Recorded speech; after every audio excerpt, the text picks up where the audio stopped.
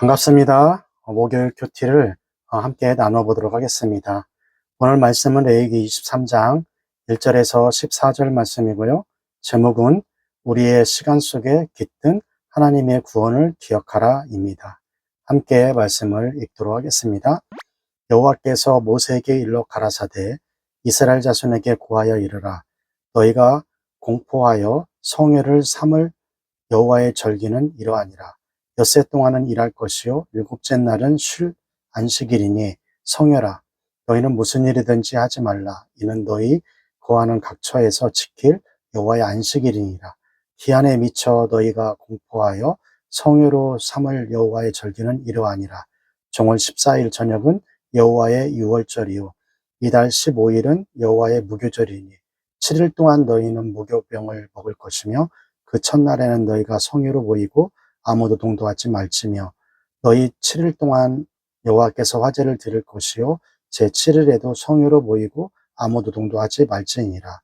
여호와께서 모세에게 일러 가라사대 이스라엘 자손에게 고하여 이르라. 너희는 내가 너희에게 주는 땅에 들어가서 너희의 곡물을 거둘 때에 위선 너희의 곡물의 첫 이삭 한 단을 제사장에게로 가져갈 것이요 제사장은 너희를 위하여 그 단을 여호와 앞에서 연락되도록 흔들되 안식일 이튿날에 흔들 것이며 너희가 그 단을 흔드는 날에 1년 되고 흠없는 수양 번제로 여호와께 드리고 그 소재로 기름 섞인 고운 가루 에바 10분의 1을 여호와께 드려 화제를 삼아 향기로운 냄새가 되게 하고 전제료는 포도주 흰 4분의 1을 쓸 것이며 너희는 너희 하나님께 예물을 가져오는 그날까지 떡이든지 볶은 곡식이든지 생이삭이든지 먹지 말지니 이는 너희가 그 거하는 각처에서 대대로 지킬 영원한 규례니라. 레위기는 거룩한 하나님께서 주가 가득한 이스라엘 백성들에게 그들의 하나님과 함께 지낼 수 있는 방법을 제시한 책입니다. 세 가지 방법을 주셨는데요. 첫 번째는 거룩한 제사, 두 번째는 제사장, 세 번째는 정결의식입니다. 오늘 본문 23장에서 27장은 두 번째로 거룩한 제사를 다루고 있습니다. 첫 번째로 제사장이 지켜야 할 거룩한 제사 부분을 다루었다라면 오늘 부분은 온 백성이 함께 지켜야 할 거룩한 제사를 다루고 있습니다. 그것은 거룩한 절기들을 말하고 있습니다.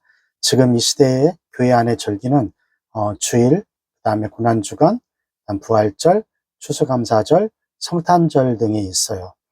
예수님이 이 땅에 오심으로 구약의 절기 또한 완성되었으므로 많이 그 절기들이 줄어들었습니다. 그래서 예수님을 중심으로 안식일이 아닌 주일을 지키게 되었고 유월절이 아닌 예수님의 죽음과 부활을 상징하는 부활절과 고난주간을 지키고 있습니다. 오늘 본문은 하나님께서 이스라엘 백성들에게 구약 때 거룩할 수 있는 절기를 알려주십니다. 오늘 본문은 총 7가지 절기 중 3가지 절기를 설명하고 있는데요. 이 3가지 절기가 어떻게 예수님과 연결되는지를 함께 살펴보도록 할 거예요. 3가지 절기를 알아보는데요. 첫 번째는 안식일이고 두 번째는 유월절과 무교절. 이것은 그 같은 말이고 하나로 봅니다. 세 번째는 초실절입니다. 먼저 첫 번째로 안식일이에요. 1절에서 4절까지의 말씀에 있는 말씀인데요. 23장에서 자주 쓰는 단어는 성회라는 단어가 나와요. 성회는 거룩한 날로 이스라엘 백성들이 모이는 공식적인 날입니다. 특징은 성회라는 말이 나오는 날에는 노동을 금지되어 있다는 거예요. 두 번째, 자주 나오는 단어가 절기라는 단어입니다. 절기라는 단어는 시간적인 단어인데요. 그래서 1년을 주기적으로 성회를 지켜 이스라엘 백성들이 하나님의 일들을 기억하는 축제의 날을 말하는 것입니다. 세 번째로 자주 나오는 표현은 이는 너희가 거주하는 각 처소에서 대대로 지키리로다라는 표현입니다. 이것은 절기들을 완성시키려고 예수님이 오시기 전까지 끝까지 지킴으로 예수님을 기다리는 말입니다. 그럼 첫 번째 절기 안식일을 살펴보도록 하겠습니다. 23장 1절 여호와께서 모세에게 일러 가라사대 하나님은 모세에게 말씀을 하셨어요. 23장 2절 이스라엘 자손에게 고하여 이르라 너희가 공포하여 성회를 삼아 여호와 절기는 이러하니라. 절기들을 설명할 것과 이것을 성회로 지켜야 함을 모세에게 명령하십니다. 성회는 옵션이 아닙니다. 반드시 이스라엘 백성이라면 공식적으로 모여야 하는 모임입니다. 축제가 되는 거예요. 구약 초기에는 희생제사를 바치는 것이 기본이었지만 나중에는 구약의 말씀을 낭독하고 해석하는 일까지 포함이 됩니다. 레위기 23장 3절 엿새 동안은 일할 것이요 일곱째 날은 쉴 안식일이니 성회라 너희는 무슨 일이든지 하지 말라 이는 너희 거하는 각처에서 지킬 여호와의 안식일이니라. 6일째까지는 일을 하고 7일째는 안식일이니 이날은 성회다 라고 말하고 있습니다. 이 성회날은 노동을 금지되었어요. 우선 안식일의 근원은 창세기 창조의 뿌리를 두고 있습니다. 하나님께서는 6일 동안 세상을 창조하시고 7일째 날 힘들어서 쉬신 것이 아니라 본인이 만든 피조물들을 기쁨으로 바라보셨습니다. 이런 만족스러운 만족을 성경은 쉬셨다라고 표현합니다. 그래서 안식일은 하나님의 창조주가 되시고 우리는 피조물이 되는 날이 되는 것입니다. 하지만 하나님의 안식일의 날은 인간의 죄로 말미암아 망가져 버렸어요. 다시 말해 아담과 하와의 죄로 인해 또다시 하나님은 일하기 시작했어야 돼요. 그분의 가장 큰 일은 역사 가운데 예수님을 준비하시고 예수님을 보내주시고 예수님을 또다시 보내줄 것을 말하고 있는 것입니다. 그리고 예수님은 그 안식일을 완성하셨습니다. 예수님을 통해 재창조하시게 된 거예요. 그래서 누가복음 6장에서 본인이 안식일의 주인임을 선포하십니다. 누구든지 예수님을 믿으면 하나님의 자녀가 되는 관계가 열리게 된 거예요. 이것이 바로 재창조입니다. 온전한 창조는 예수님 안에 말씀 안에 복음 안에 있습니다. 하나님의 자녀답게 살아가는 것이 진정한 안식이 되는 것이죠. 구약의 안식일은 예수님의 재창조를 통해 완성된 것입니다. 두 번째, 유월절과 무교절이에요. 유월절과 무교절은 같은 하나의 절기입니다. 5절에서 8절까지죠. 정한 14일의 저녁은 여호와의 유월절이요 이달 15일은 여호와의 무교절이니 7일 동안 너희는 무교병을 먹을 것이요 그 첫날에는 너희가 성회로 모이고 아무 노동도 하지 말지며 너희는 7일 동안 여호와께 화제를 드릴 것이요 제7일에도 성회로 모이고 아무 노동도 하지 말지니라.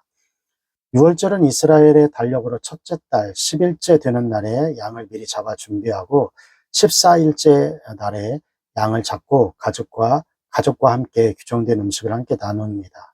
그래서 14일 이날을 유월절이라고 말하고 이후 7일 동안 무교절이 시작되는 거예요. 즉 첫날 14일부터 21일까지 7일 동안 누룩이 들어가지 않는 빵만 먹게 됩니다.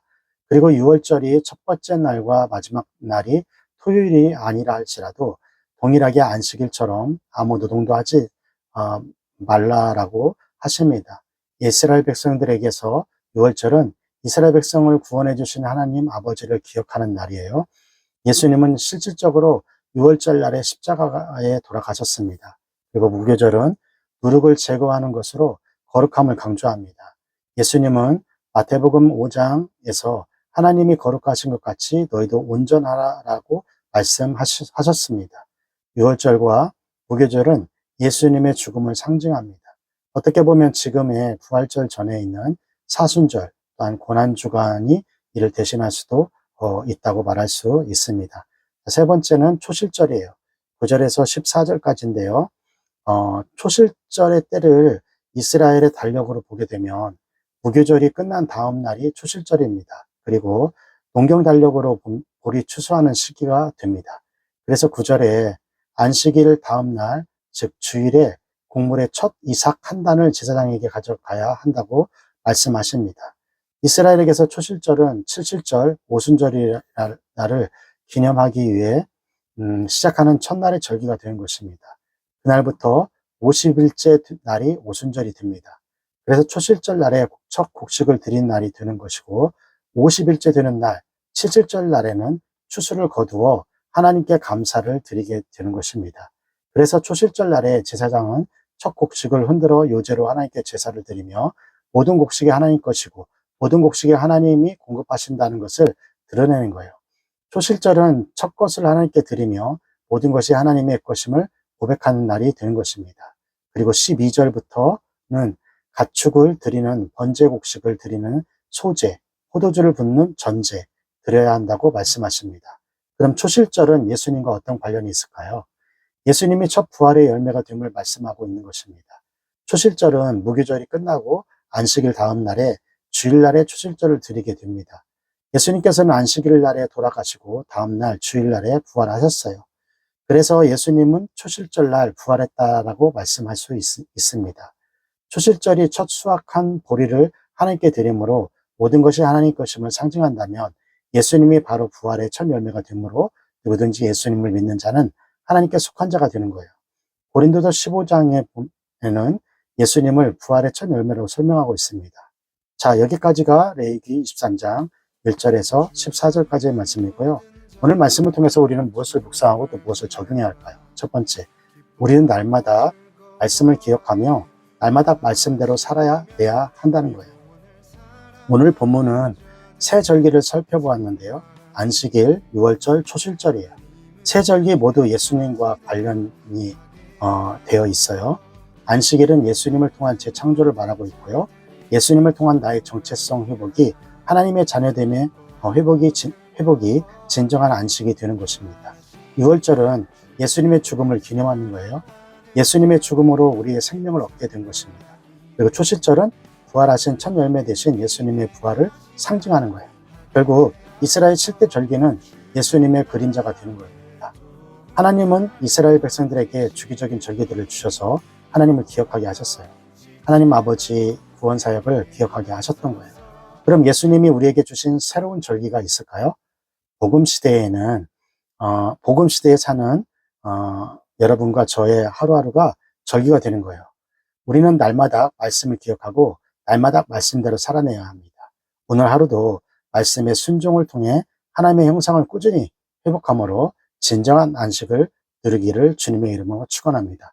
교육보고 힘있게 외치고요. 오늘 큐티 마치도록 하겠습니다. 교육보고 시작! 공부 잘해 남주자, 돈 많이 벌어 남주자, 은혜 많이 받아 남주자.